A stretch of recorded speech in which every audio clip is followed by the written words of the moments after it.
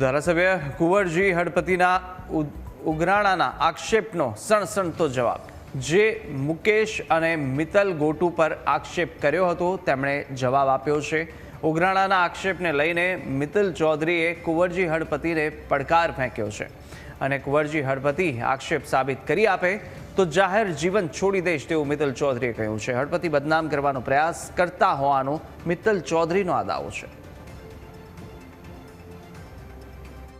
અમારા વિરોધમાં એક જાહેરમાં નિવેદન આપવામાં આવ્યું કે ગોટુ એ કંપનીઓમાંથી ઉઘરાણું કરે છે અને એ એનકેન પ્રકારે મારા તરફી આક્ષેપો હોય એવું મને લાગે છે। કારણ કે દિવાળી સમયે 500 જેટલા કર્મચારીઓને બોનસ બાકી હોય અને સરપંચ તરીકે 20 યુવાનો મારા ગામના મારી પાસે આવ્યા અને ફરિયાદ કરી અને જે તે કંપનીમાં કોસ્મિક સોલર પાવરમાં હું વાત કરવા ગયો અને વચલો રસ્તો કાઢીને કે જે કોઈ હોય તે લેબર લો અને એના પ્રમાણે એ યુવાનોને કાર્યકર્તા કે કર્મચારીઓને પગાર આપવામાં આવે।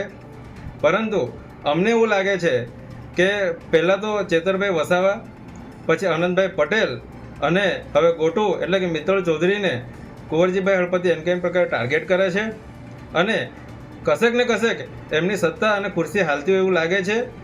જો મિત્તલ ચૌધરી કે ગોટુ તમારા કહેવા પ્રમાણે તમે સાબિત કરીને બતાવો કે કોઈ પણ જગ્યાએ ખંડણી કે ઉઘરાણી માંગવા ગયો હોય તો હું જાહેર જીવન છોડવા માટે પણ તૈયાર છું, પણ તમે જે ખોટા આક્ષેપો કરો છો એ સાબિત કરવાનું એ તમારી જવાબદારી છે। નાની મોટી કોઈ તકલીફ તો તમારી બધાની રહેવાની છે, પણ અમારું ધ્યાન દોરજો। તમે કોઈ પણ તકલીફ હશે ત્યાં અમે આવીને ઊભા રહીશું અને ખાસ કરીને તમને પણ કહું છું કે ગણપતભાઈ આ વિસ્તારના કેટલાક આગેવાનો એવા છે કે જે આપણા નામે પણ એ લોકોની આગળ આવીને હપ્તા ઉઘરાવી જાય। મેં હમણાં જ પણ કહ્યું કે આવું કોઈ પણ આવે અમારા નામે તો સીધા ફોન કરજો ભાઈ મને કે કુંવરજીભાઈ આ તમારું નામ દઈને આવ્યો છે।